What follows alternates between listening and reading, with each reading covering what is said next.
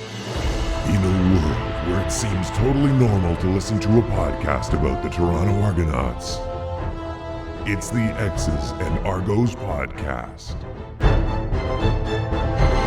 Welcome to the X's and Argos post-game reaction podcast brought to you by Funny Bone Broth. My name is Ben Grant, joined as always by JB as the Toronto Argonauts defeat the Hamilton Tiger Cats 37-20 in what was a game of two halves, and we will break it all down for you over the next little while. JB, first thoughts and reactions after this game. Fantastic. Best game since the Halifax game. Terrific second half. Showed again why they have the potential to be a contender. It was such a weird game in that like Hamilton didn't really play that well in either half. They were better in the first half than the second, but it's not like they were lights out in the first half. They were fine, but the Argos couldn't get anything going.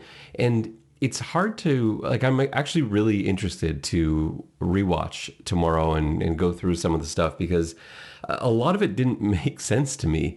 Some of the stuff that wasn't working in the first half is much of the same. You know, receivers weren't open. The line wasn't giving Bethel Thompson very much time.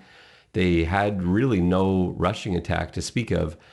And you look at McLeod's numbers in the first half, 8 of 17 for 99 yards, 1 touchdown, 1 pick. But then in the second half, everything changed, and somehow there was just enough time for him to get the ball out. Receivers were just getting open, and that was all the difference in the world. They still didn't really have a rushing attack, but in the second half, he's 11 of 15 for 159, 2 touchdowns, no interceptions, and the defense was playing lights out on top of that, and they just completely ran away with it. It was a dominant second half from the Argos. Yeah, they absolutely took it to Hamilton. I'm sure Hamilton will be keen to return the favor, but like you say, it was as dominant as we've seen the Argos be at home, which is great to see as well, because in the CFL, you do have to kick butt at home. If they could find a way to bottle that second half, they can beat any team in the CFL. There's nobody in the CFL that would have withstood that second half performance we saw from the Argonauts tonight. It's just they haven't been able to even do that for a half most games. You see little glimpses of it here and there, and to get it for a full half was enough to beat a team like Hamilton. It's probably not enough to beat a team like Winnipeg quite yet, because I think we saw a similar second half performance against the Blue Bombers, but they got off to such a rough start that they ended up being 1 point short in the end. But yeah, if they can play like that, there's nobody that they can't go up against. And I think that just watching Calgary and Winnipeg last night, last week's loss to the Stampeders doesn't really feel as bad, seeing as Calgary really could have, maybe should have won that game against the Blue Bombers. The Argos, even when they're playing okay, are right there with almost everybody. Yeah, we talked about it, and have talked about it all season, in that they are incredibly inconsistent and they've had to deal with a lot of injuries, but the core level of talent, which is why we don't have massive, crazy mood swings about what we think about the team, is because I think we both believe the core of this team is still very talented and can still compete with any team in the league, and they showed that today. Now, can they keep that going? I mean, I don't expect it from them every game. If they did it every game, they'd be the best team in the league. I didn't think they were at the beginning of the year. I don't think they are now. But you don't have to be the best team in the league to win the Grey Cup. You just have to be able to unleash this version in November. Let's go through the game chronologically, and there's a bunch of talking points I want to hit along the way. The first quarter was not a quarter I am looking forward to seeing tomorrow on rewatch. The quarter ended 3-3, and it just felt like Toronto wasn't really getting any breaks. Some of it they were doing to themselves. The bend but don't break defense was working, but I find that so frustrating. It was something I asked Jamal Peters a little bit about that after the game, and he even talked about how it's frustrating as a DB sometimes because they give up these short passes that end up going for 10 yards pretty much every time. And there were a lot of tweets about that today too. I know from Argos fans who were really frustrated by this. It just seemed like anytime Hamilton wanted to, they could check down, hit a running back on a swing pass, and there's nobody near him. And it happens again and again and again. And eventually the Argos tighten up down the other end. You're a defensive coordinator. How do you justify being able to let up 10 yards pretty much any time a team wants? Yeah, you have to have the patience to do it, because you know that basically from the 30 to the 30, like, go ahead, like, move between the 30 and the 30, and kick 4 field goals, 5 field goals, right? Like, that's not going to win the game. I mean, as long as the offense is playing, okay, you're going to win that game. And the goal is to win the game. The goal is not how many 2 and outs you have or how many sacks, or, it's not about statistics. It's about the score. The score is the only number that matters as a defensive coordinator. And I love it. I think it makes the most sense with what they have.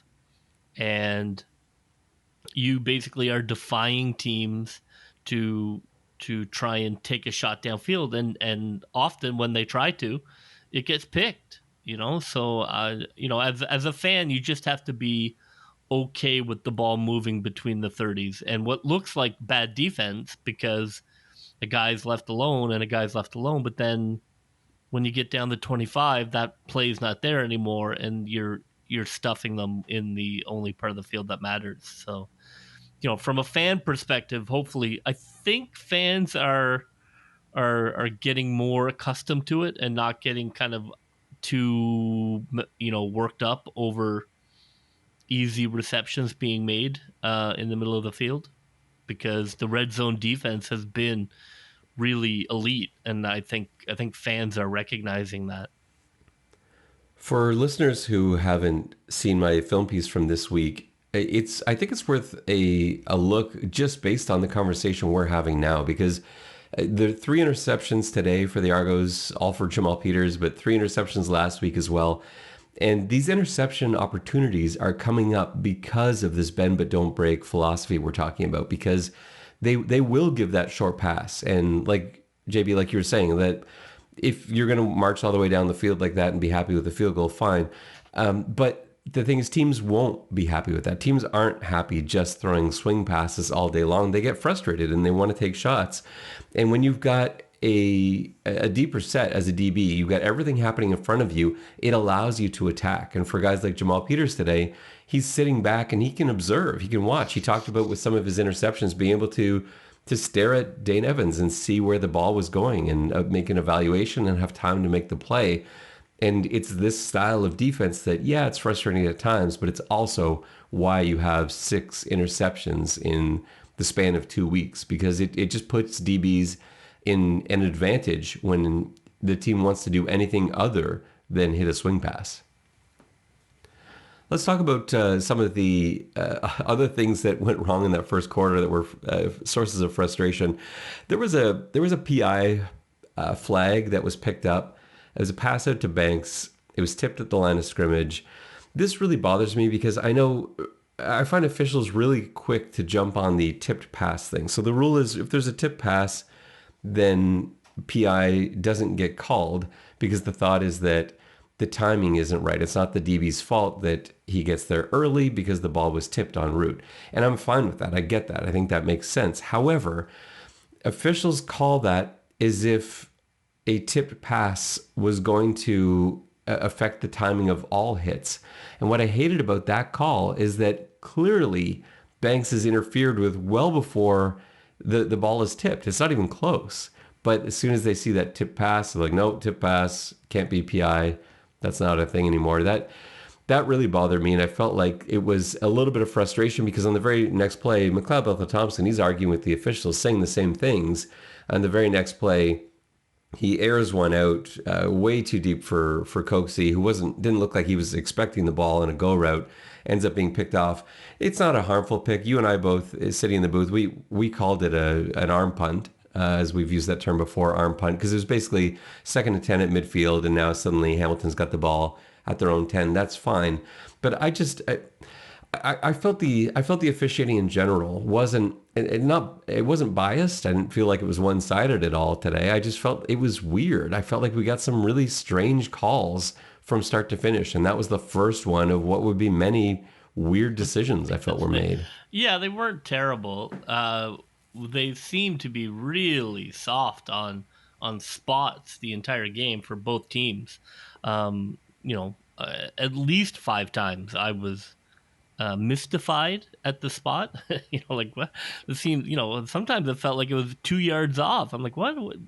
This is the most generous forward progress I've ever seen in my life. Or when a guy came back for the ball, they gave him the point at where he was when he came back for it. I'm like, that doesn't make any sense. And they did to my pet peeve, which is when they call a defensive lineman offside, even though he gets back onside. Find a lot of times, they're so anxious to call that offside, they forget that a guy's allowed to get back onside. I thought it was pretty close. Was he back? He was certainly stepping backwards on the snap of the ball, but it didn't affect the game. It was just the spots were, for both teams, just really generous. He was just I guess they were just really cheering for the guys to get good plays. It did. It affected the yardage, and it felt like you couldn't have a special teams play without a flag today. It was just one of those days where officials seemed excited to throw flags, and we got a fair number of penalties early on. It did ease up in the end, and then at the end, I kind of felt like there should be a few more just to avoid what felt like it was going to boil over. Like tempers were starting to heat up a little bit. It was getting chippy. And that's where you would expect to see some flags, and we didn't. So, I guess. Yeah, I mean, that's definitely a CFL thing, right? Where both teams are on the same side in Toronto. There has to be more regulation about that. You can't have guys coming all the way to the Toronto sideline and then walking along the Toronto sideline to their bench. I mean, there has to be some understanding that you need to stay on the other side of the numbers when you're heading to your bench. You don't need to like follow the Toronto guys to their bench and then drop them off like a school pickup and then head on down to your bench. It looked like it was going to turn into a brawl, and I think that there are a number of Argos that are good to go if you want to have a field clearing brawl. So, I was concerned that, that this thing was going to go sideways because, there were definitely a couple of guys on both sides that were hot in that second half. Yeah, it felt like it. With a couple of minutes left, I was thinking, like, Coach Dinwiddie, you'd better get everyone out of there. I think Chris Edwards is probably hot at breakfast, Yes. and walked he just through. wakes up that way. Yeah, so, it didn't surprise me. But, hey, that's why we love him. And it just felt like there was no manner of luck for the Argos in the early going. We had a couple of just barely missed sacks. Like Robbie Smith had one where he flew by. I think it was Dane Evans at that point.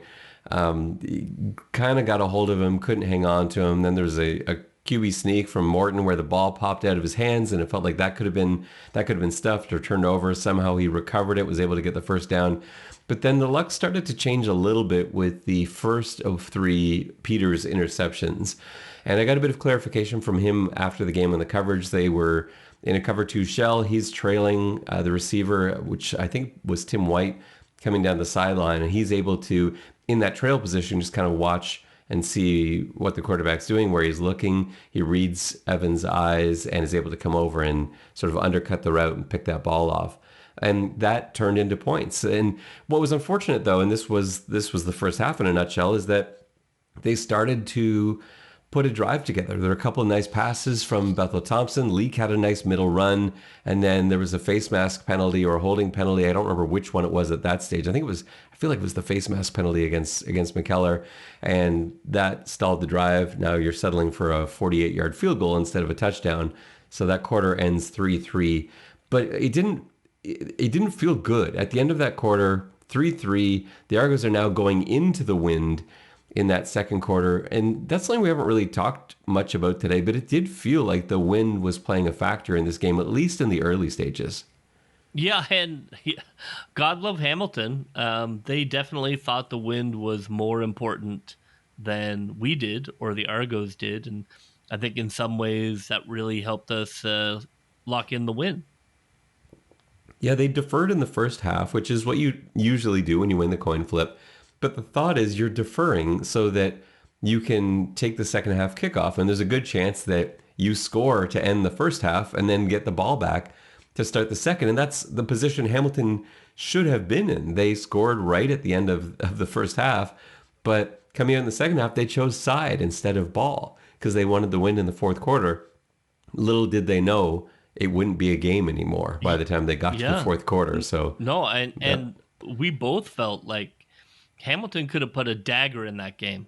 If they come out and start the second half with a touchdown drive, the crowd gets out of it, the crowd gets on Toronto. It totally changes the game. The fact they kicked off to Toronto, I think, was they're usually a very effective team, in terms of coaching strategy. I usually agree with almost everything they do, but that was not a good decision. And the second quarter really wasn't going Toronto's way. It started off with Sutton getting kicked out of the game for a groin punch, I believe, which turned into a 25-yard penalty. That was such a huge moment because the Argos had pinned Hamilton down at their own 3-yard line. And yes, they had the win, but Hamilton hadn't. It's not like they'd been moving the ball really effectively. Down at their own 3, you're thinking at that point, if you can force a 2-and-out here, they'll be giving the ball to Toronto at about midfield. But yeah, Sutton punches somebody in the groin, and now they're up near the 30, and that completely changed the momentum there. They end up converting a touchdown. Durant made a fantastic play. I don't know how he held on to that football. He catches the ball at about the 1-yard line. I think it was from Schultz at that point. I think Schultz had come into the game, and Durant just gets absolutely leveled at the 1-yard line, somehow is able to not only hang on to the ball, but actually turn his body around and reach out for the end zone and score the touchdown. And it felt like Hamilton was going to roll. They're up 10-3 at that point. Toronto's just hasn't been able to do anything offensively. The receivers can't get open. We're up there looking for open receivers. We're looking to try and evaluate what's being missed here. But that entire first half, it wasn't like I ever looked down and saw an open receiver and thought, oh, I wonder why McLeod didn't throw there. They were covered to a point where I think I said to you in the second quarter, it looks like Hamilton knows the plays, knows what's coming. Like they know what route to anticipate here, and they're all over it. Yeah, and I remember, being enraged at how vanilla Toronto's offense was. It was maddening because, it was just so easy to play against. No misdirection, no real motion. You can just line up and play man. It was really disheartening because they were not showing a lot of innovation from the mistakes of the earlier games. And I thought the first half offense was not well called. I didn't really understand what they were doing. They were just kind of playing this very bland, okay, we're going to run our running back into a wall. Okay, now we're going to drop back. Oh, nobody's open, punt. Plan that, look, to the fans' credit, they did not get on the Argos, which they did the week before. They did not get on them. I think they I don't know whether they felt like it was going to turn around or they knew that the team didn't need to be kind of ridden so hard, but it was not a good quarter and a half of play calling or execution. I think the reason the fans didn't get on the Argos this week as compared to last week is because of the presence of Hamilton fans in the stadium. Yeah, that's good. And so I think fans are more quick to support in that setting because you probably had about 1,000 Tiger Cats fans there at least. And, there's chanting going back and forth. And I think there's a little bit of team pride and defending, quote unquote, our guys that goes on. Whereas you didn't have that last week in Calgary. It felt like a, true home game with 99% of the fans being Argo fans. And it's a little bit of a different environment. I was pretty disappointed actually in Hamilton. I'm talking to you, Hamilton. I thought that was, I know that Toronto is a strange and scary place for some, but I thought way more Hamilton fans would get on the go train and, make a day of it at the X and cheer on their team. And instead of just, I'll just stay home and watch them in Hamilton. They don't travel. Like they kind of have this reputation for traveling, but I feel like that's like a bygone era reputation because I haven't seen it. They traveled a little for the Eastern Final, but I was disappointed in the Hamilton turnout tonight. I thought there would have been a lot more. Yeah, I expected that too. There weren't many. And There weren't many. Like really, I didn't think you couldn't really hear them cheering at all. I felt like just looking at the jerseys, I felt like there were probably about 1,000 there, honestly. But that's really not much when you're considering it's only like a couple extra GO train stops than everyone else is taking because of the X and everything else. And there's the opportunity, like you said, to make a day of it. Go to the X, do some things. But there's a lot going on in the city. There's a J game tonight. There was a concert going on across the road. It was a busy night in Toronto, but it often is in the summer. So. Yeah, I was a little surprised by the lack of Hamilton fans, but I'm fine with that. Getting back to our recap, Hamilton adds another field goal. It's 13-3 at that point, and then Toronto came to life. So there's about a minute 20 remaining in the half, and this is where McLeod Bethel-Thompson, who had really been playing quite poorly to this point in the game, I think at that point in the game he's completing fewer than 50% of his passes. He's got an interception, no touchdowns. And then he came to life. He had two beautiful completions in a row, 14 yards to Gittins, a 38-yarder to Banks on a gorgeous bullet to the sideline that the DB just completely underestimated the speed of. Banks gets by him for 38. Then a weird sequence of events unfolds. There's a pass interference call in the end zone on Tavares Daniels. It now looks like it's going to be 1st and goal from the 1. For the Argos, Chad Kelly comes in. We're going to see the short yardage package, a sneak or whatever, but it gets challenged and it gets overturned. Right or wrong to overturn that PI on Tavares Daniels? Yeah, I'm okay with it. I felt like there was a little contact, but it wasn't egregious. And for a red zone flag, I think it needs to be a little more egregious than that. Yeah, I was fine with it too. I just didn't think the flag should have been thrown in the first place. I wasn't convinced it wouldn't be picked up because there was a bit of contact. He did kind of prevent him from getting to the ball, but it just didn't feel like what you're saying. No, it didn't feel like, soft. Oh, well, this is a 1st and goal. Yeah, it was soft. And they sort of, it looked rough because so they end up getting down to a 1st and goal situation again. A play later, they're down on the 4-yard line or the 3-yard line, and you're expecting a run. And I'm not sure it's wrong not to have run, but they ran initially. Bethel Thompson rolling out. He had receivers open, but he had linemen right in his face, and I don't think he could have made those throws. He ends up hanging onto it for a really long time, almost taking a sack and then just getting rid of it at the last second.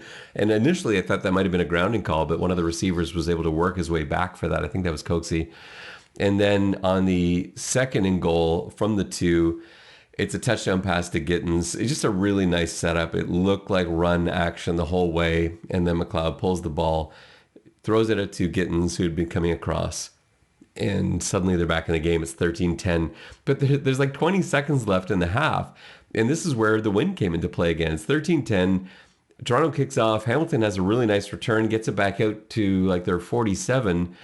Again, there were a couple of weird spots in there. And a couple plays later, there's Seth Small, who we've seen come up short a number of times, suddenly booting a 58-yard field goal straight through, and he had a couple yards to spare. He was good from 60 in pregame warmup from that side, and it just shows you the advantage that the wind was giving kickers because he nails that. And now it's 16-10 Hamilton going into the locker room, and all the momentum I felt they had built from that last touchdown drive. It's not like it was all gone, but it was pretty disappointing, especially thinking at that point that Hamilton was going to be getting the ball to start that 3rd quarter. Yeah, I didn't sweat that kick. When they scored the touchdown, I thought that was such a huge ice-breaking moment. Kind of like, okay, here we go. Now we're ready to roll, because they had the PI call back, and then they had the rollout play that didn't work. The crowd is ready to jump on them, ready, just begging to jump on the team, because the rollout play was terrible. I hate rollouts in the red zone. That's a whole different story. But they didn't let it. And then a little misdirection, which will come up a little later as well. And they get the touchdown. And to me, I felt like, okay, here we go. That's what they needed. We're ready to roll. And whatever, Hamilton kicked some field goal at the end of the half. I was like, okay, that's not going to matter, because we're in the touchdown business right now. And you can kick your field goals all you like, Steel Town. And the second half starts off with Toronto getting the ball, and Toronto made them pay on that opening drive. I felt like there was a touchdown drive coming there. There was a gorgeous corner he threw to Ambles, he being MBT, threw to Ambles. It just, it dropped right in there perfectly, throwing it, and with the wind, quarterbacks had a lot of trouble throwing with the wind today, it's a bit unusual. Usually you have trouble throwing into the wind, almost always. I don't know if I've ever seen a game where throwing with the wind was actually more difficult than throwing against the wind. But in pregame warm-up, none of the four quarterbacks I was watching warm up could hit corner routes with the wind. It was just sailing on them. And somehow Bethel Thompson lofted this gorgeous corner ball into Ambles. It was great protection. And you felt like this, well, here comes another touchdown drive. But then there was another penalty on the offensive line, and it completely derailed things. Now, fortunately, they were with the wind, and so even though I felt like the drive had stalled, they were within Boris Bede field goal range. He kicks a 56-yarder that flies out the back of the end zone. If you're wanting to know how much a factor wind was still at that point, to kick from 56 and have it go through the back of the end zone means you were good from 70. And Beatty would have hit from 70 tonight the way that wind was blowing. So it's back 16-13 at that point. And it just felt like the momentum was now in the process of swinging. Hamilton adds a field goal doing their short swing route drive, quick passes to running backs. And just like look at the stats before Matt Schultz ended up getting injured in this quarter. He was 12 of 14 at one point, but barely had any yardage. And it was all of those short running back passes. That's what was getting Hamilton up and down the field. But like we said at the beginning of the podcast, the Toronto defense wasn't breaking. And so they let up another field goal. It's 19-13 Hamilton. And now is where everything starts to swing. There's a reverse to Banks. Bethel Thompson starts hitting receivers one after the other. The drive culminates in a 13-yard touchdown play to Tavares Daniels as he takes a hit. It was typical. That play was such a typical Bethel Thompson to Tavares Daniels play. You have Bethel Thompson standing in there knowing he's going to get clocked, and he does, but he just has time to release the ball. Tavares is in the end zone. He takes a huge hit as he catches the ball, hangs on to it. And this just goes to add to Bethel Thompson's red zone success. He's, as we speak right now, I believe, I'm not 100%, I'm like 99% on this, but in the red zone, Bethel Thompson is completing at about a 70% rate. He's now got 9 touchdowns and no interceptions. We saw 3 red zone touchdowns in tonight's game. And after that drive, that was basically it. Hamilton never recovered. Yeah, it was great to see. I mean, Tavares has been good in the red zone, so that wasn't surprising. I was kind of upset at him earlier because I felt he had let a tough pass get through his hands. And, it's just crucial for those guys to catch the tough ones. When McLeod is battling, you got to catch him. You just can't drop balls that you can catch, especially when you're as good as Daniels. And, I was kind of frustrated because I contrasted it with the Hamilton touchdown where, the he was hit incredibly hard and still ended up in the end zone. But then Daniels, just shut all that thinking down because he was hammered by that safety coming over and very easily could have lost that ball. And he held on to it for what turned out to be the game-changing touchdown. And, that's who he is. I just wish he was that more, but man, it's great when we see it.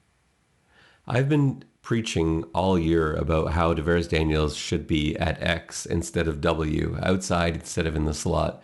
And again, he's in the slot today, but I haven't had a chance to actually talk to Tavares about that until today. I finally asked him the question, are you better at X or at W? And he didn't, it's not like he dodged the question, but he also didn't give me a full answer and say, well, I'm definitely better here. But he did say that he believes his skill set lends itself to being on the outside. That's where he's been more comfortable. And so to me, like, I still think he's got to be outside, but at the same time, Demonte Coxy really stepped up today. He was out there playing X, and he had a rough week last week. He had like one catch for, like, what was it, 8 yards? This week, he looked like a whole different guy. And if you're getting that kind of play from Coxy, then I'm okay having Tavares on the inside, because Coxy ends up finishing the day with 4 catches, 63 yards, a couple really big ones. There was the 35-yarder that was just a gorgeous catch, and he was a threat all night long on the outside. So if he's someone that can step up, then sure, leave Tavares on the inside, because now suddenly there are all sorts of weapons that Hamilton clearly didn't know what to do with. Let's get into the, I guess, Toronto pulling away section. So it's 2019 at this point for Toronto. And then Peters gets another interception. Evans is getting hit at the time. Evans back in the game because Schultz is injured. Evans gets hit as he throws. Peters is right there to pick it off. And then it just felt like Toronto was going to start piling on. The offense runs back on the field. Bethel Thompson hits Banks with a big pass and then finds Ambles on a crosser for a touchdown. And I think these crossing routes in the red zone is something we haven't seen Toronto do a lot of.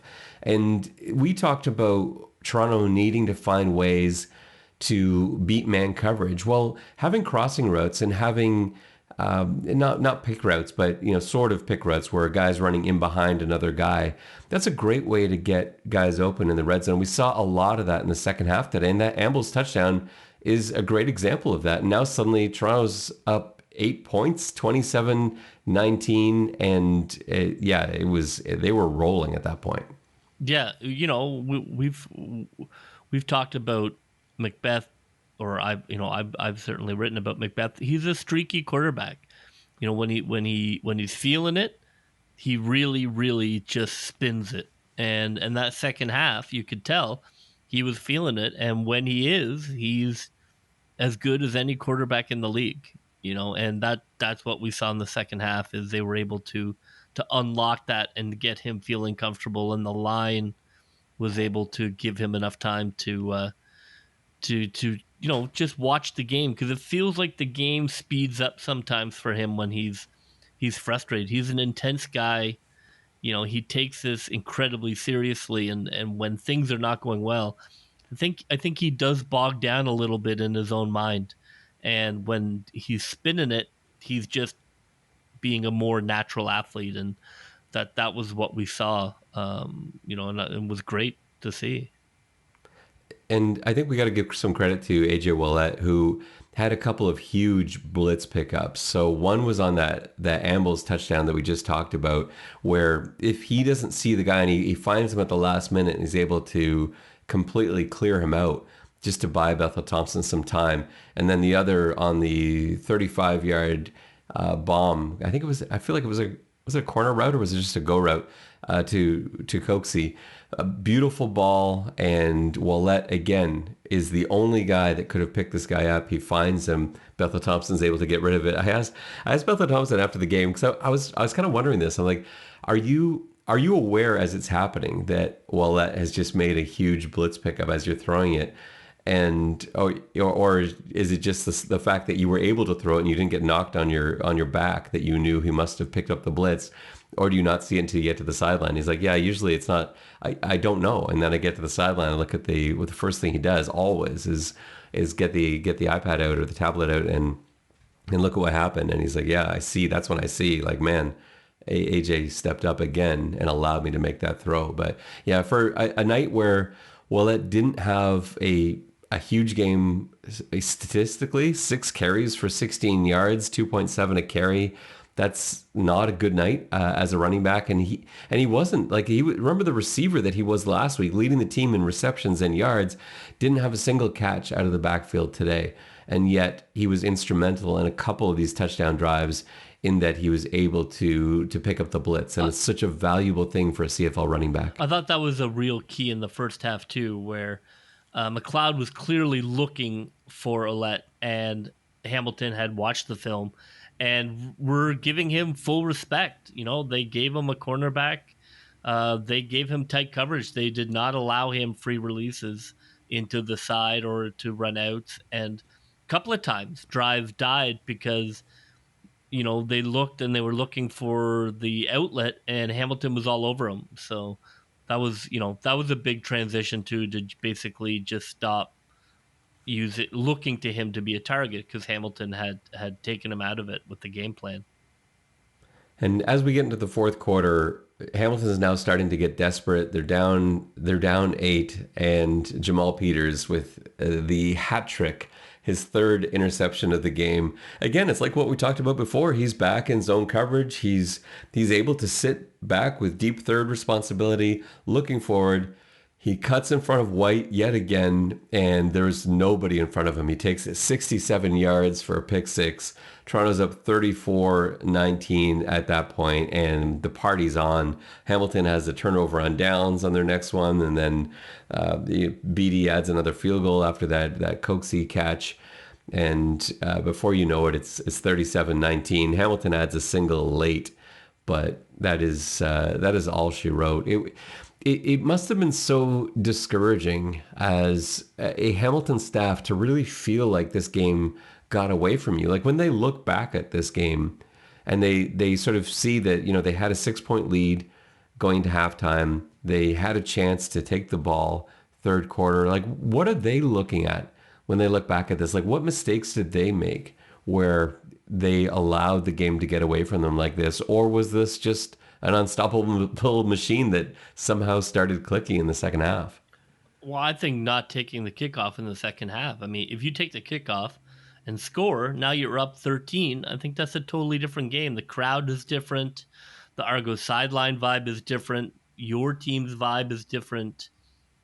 I think that was the decision that impacted the game the most. Even though Toronto didn't score, it didn't matter. The fact that Hamilton didn't come out and basically, you know, throw dirt on any hopes of a Toronto return was everything. So I thought that cost them the game, to be honest. It's interesting to me when I think about how Hamilton handled their quarterback situation today. They had Dane Evans start. He wasn't playing well.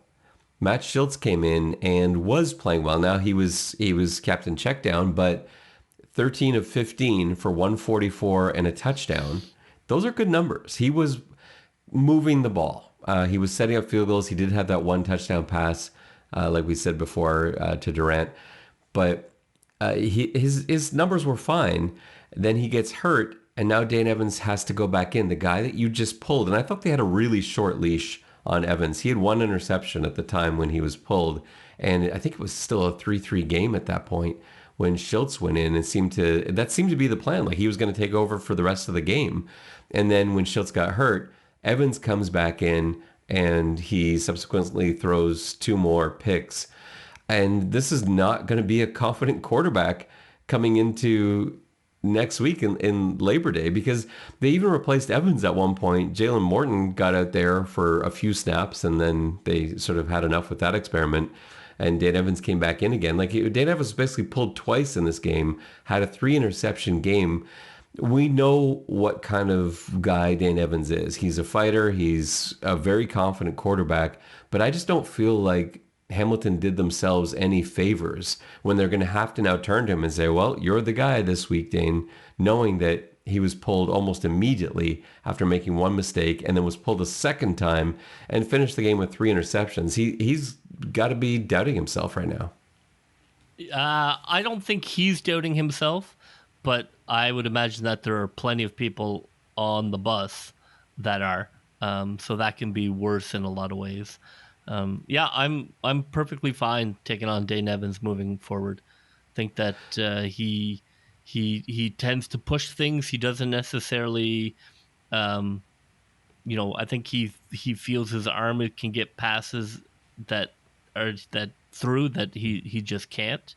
And the Argos have been really effective at picking him off. He's had his moments too, but I'm fine with that. Heading into Labor Day weekend, I would much rather face him. And I don't think we can forget Hamilton's drop touchdown as well, which had a pretty big impact on the game.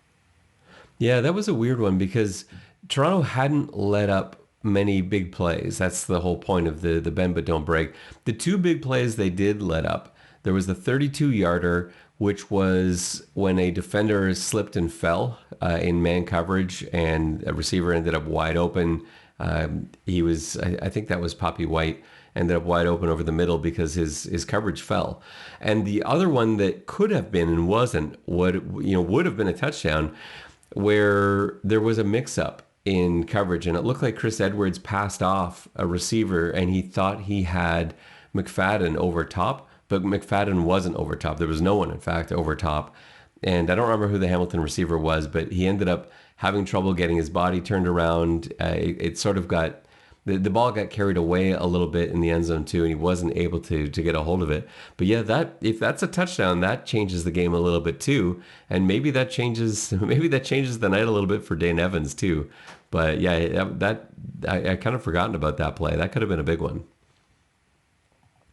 So looking at the box score and some of the other things, this isn't like some of the statistical nights that McLeod Bethel Thompson has had. This doesn't look like one of them. The 3 touchdowns to 1 interception is great, but he still only ended up 19 of 32, 59% completion for a quarterback that has been hovering around the 70% completion mark all season long. That's kind of a strange one. I think this doesn't jump off the page as one of his better games, but I felt like he played extremely well tonight. Yeah, he had a terrible first half. He was under 50% and didn't have many yards. So I think when you look at how good he was in the second half, it's really more that he had a fantastic second half. Well, like last minute of first half and second half. And what do you think about the rushing yards? Like Brendan Banks had 14 yards on that reverse, but other than that, you've got 9 carries for 29 yards. Coming out of your 2 backs in Javon Leake. And it looked like Javon Leake got banged up, and it didn't look like AJ Ouellette was 100% either. I feel like this is going to have to be addressed this week. They're going to have to bring somebody in. They had no fullbacks dressed today. It looks so weird on the depth chart to have nobody. They had the fullback position listed and nobody under it.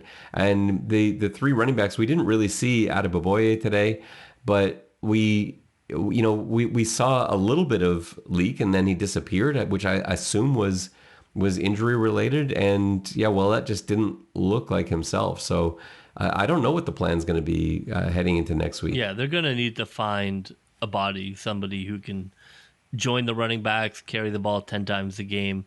This is not sustainable. So, a lot of guys are getting cut from the NFL right now. You have to think somebody is on year 2 or 3 and might have a connection with a guy on the team and can come up and play half a season. That's really my hope is by Tuesday we've got somebody who can come up and at least be another body, somebody, a veteran who can come in and offer. Who knows? Maybe they'll get lucky. Even if he's not great, just another body. It's interesting to look at the receiving stats today because There were no running back receptions, and it's not like they went deep into the bench either. The 5 starting receivers who were out there basically the whole night because there was very little substitution. I know Joan Breskison came in for a couple of snaps, not too many, but the 5 starting receivers were the only 5 players to catch passes, and it was spread around very evenly. Banks had 3 touchdowns. Sorry, three touchdowns. That would have been great. 3 receptions. Then Coxey's got 4 receptions. Ambles has 4 receptions. Daniels has 4 receptions, and Gittens Jr. has 4. Really spread around, but limited to the starting receivers. Are these numbers good or bad when you look at them? Like the spreading around part's got to be good, but a little concerning that nobody else is on that receiving chart. No, I mean, it was only half of football that they were catching balls, so it doesn't surprise me that the numbers are a little bit weird. Yeah, I guess that's true.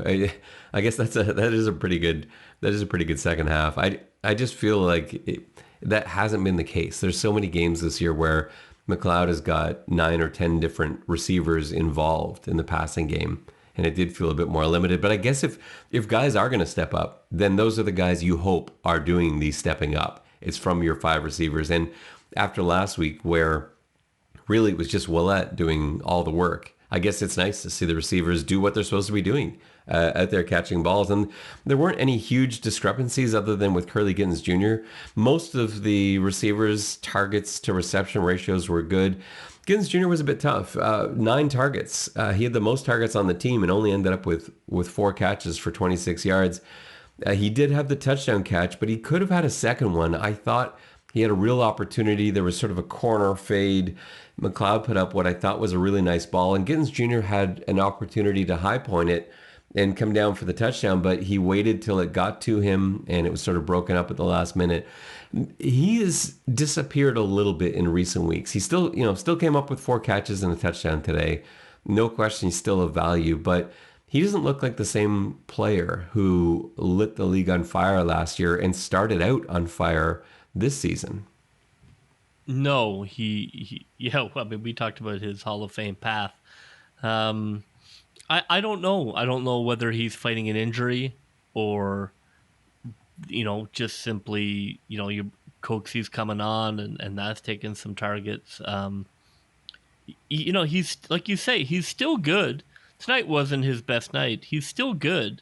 I don't know. I didn't read much into it. I think this team has very much been about different guys take different nights to kind of dominate, and he doesn't look like he's fighting an injury, so I expect him to come around.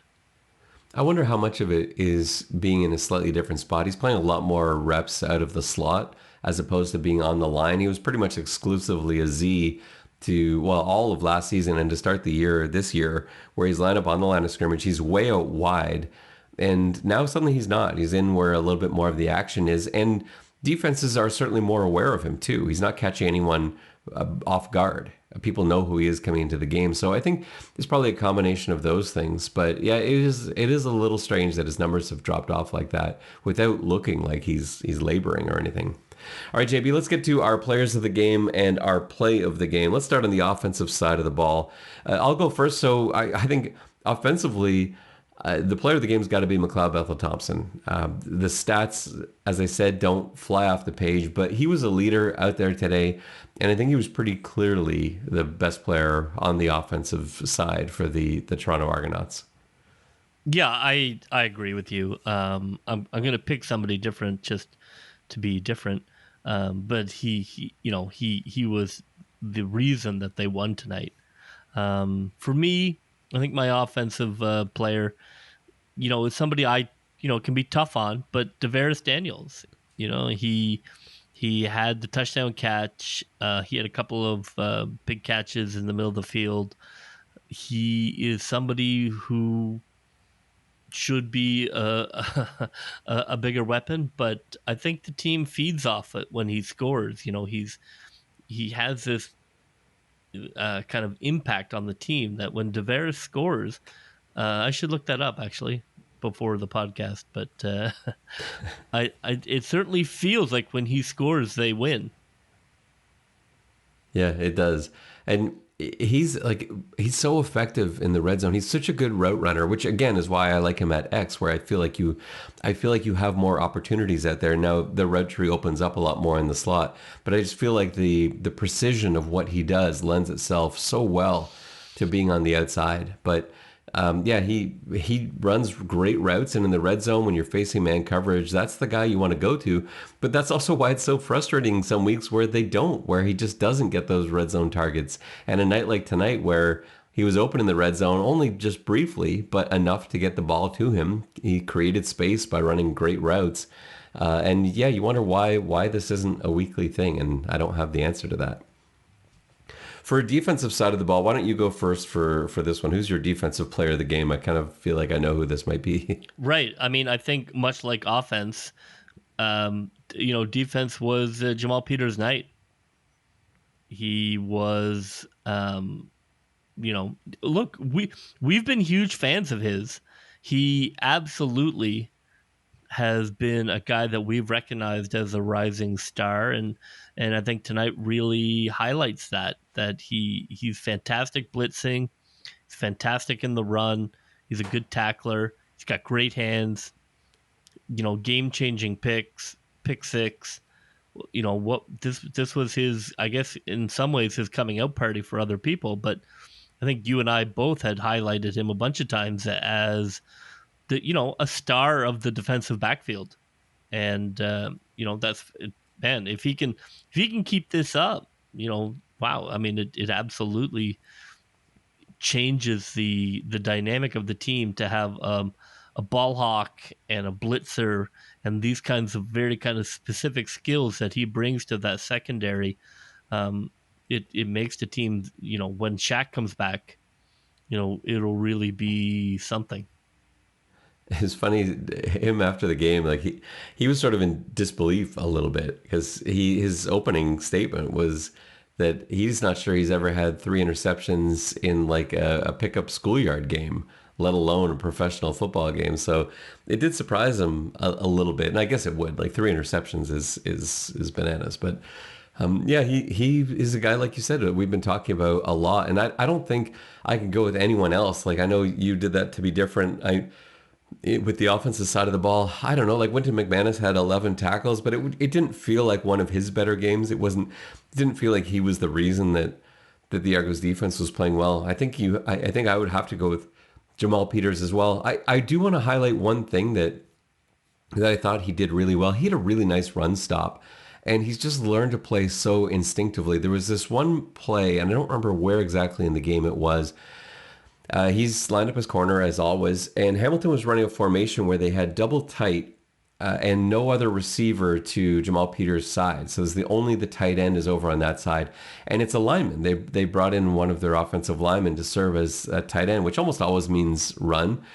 And Jamal Peters has coverage on that lineman. That's his guy. He's an eligible receiver in this formation, and that's supposed to be the guy he's lined up with. But instead of just sitting back and waiting to see if this offensive lineman, who's like 310 pounds, runs a route, instead it triggers a blitz for him, and he goes and just lights up the running back for a loss. And, that it's not as big a play as the pick six or any of the picks for that matter, but it stopped a drive, and it was just another heads up play. You'll see some DBs on that still going through the motions, doing their jobs, but for him right away, he's like, well, what's this 300-pound lineman going to do at midfield? It's not like he's running a tackle eligible play, and even if he is, what is he going to get 4 yards on it before Wynton McManus comes over and takes him down? So I thought that was a fantastic play. He just couldn't do anything wrong tonight. Do you want to do play of the game? Let's do our. I can tell you're excited to do the play of the game. So, JB, what is the play of the game for you? Well, I will tell you what the play of the game for me was. The play of the game for me came in the third quarter. I'll tell you a tale. About 5.5 minutes left, and I was waiting patiently for my one thing, which had not occurred yet, which was a little misdirection to soften up the defense. And then the heavens opened, and Brandon Banks comes screaming across for a 14-yard rush. Place goes bananas. Fantastic. Next play, all of a sudden, Ouellette has room for a 7-yard run. Fantastic. Flag, touchdown. They never look back. So what I'm saying to you is that reverse play won the game. That's nonsense. No, it's not. It is the pivotal moment. Little misdirection. Hamilton was suddenly confused. They didn't know what to do. They felt that there was no God, and the game just simply crumbled in their hands like dust after the Banks reverse. Like, that happened chronologically, but a lot of things did. Like, I'm sure some guy went and got a beer at that point too, and so you could also say, well, right when Joe went to get a beer, that's when Toronto really turned it on. Like, it coincided with it. I do want to see more play calling like that. I like the end arounds. I want more stuff like that. I like misdirection. I don't think that play can be the play of the game. Well, you've made it the play of the game for you, but I don't think that makes any sense. Like, that didn't swing anything. That didn't. Well, it just happened to coincide with them scoring a go-ahead touchdown. I could not disagree more. It was the key play in that touchdown drive, and it opened up the running lane on the very next play, which is exactly what the misdirection is supposed to do. I'll give you the real play of the game, and it was near the end of the first half.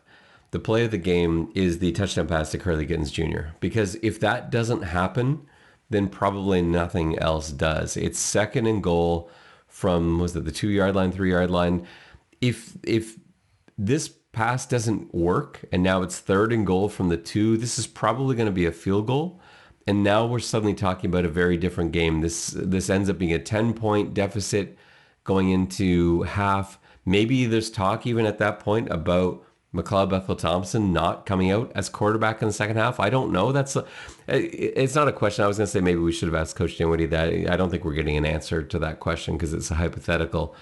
And I think ultimately it would have been the wrong move had McLeod Bethel-Thompson not come out for the second half, regardless of what happens on this play. But I think you're certainly feeling that pressure from fans. I think you're certainly feeling that pressure from the media who aren't us. And that really changed the game. They get a touchdown on that play, and every drive after that, except I think one, they score points on. So yeah, it was a huge play, and that was the real play of the game for the Toronto Argonauts. Mm-hmm. Any thoughts about next week, JB? Heading into Hamilton for Labor Day, it always feels like death. I feel like the Argos always lose this game, and yet coming off this game, the team's got to be pretty confident. I have trouble seeing them losing next week, and yet my preseason predictions were an automatic loss because it's in Hamilton on Labor Day. Has today's game changed your mind at all on that? Yeah, the vibe I get is similar to Saskatchewan, where we thought, okay, fantastic, they won the first game, they're not going to sweep. And I know Saskatchewan was down a bunch of guys, but they went into Saskatchewan and came away with the victory for the 2-pack. This team knows that they can win in Hamilton as they did last year, and I think that's huge. It wasn't Labor Day, but to have a win in that you were able to go in there, the place isn't haunted. I like it. I like the team. I think the team is going to be ready. I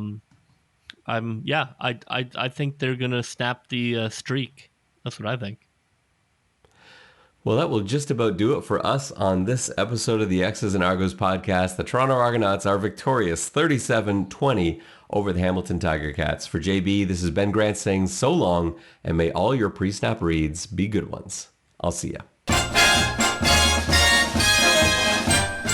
Go, Toronto Argos, go, go, go. Pull together, fight the foe, foe, foe.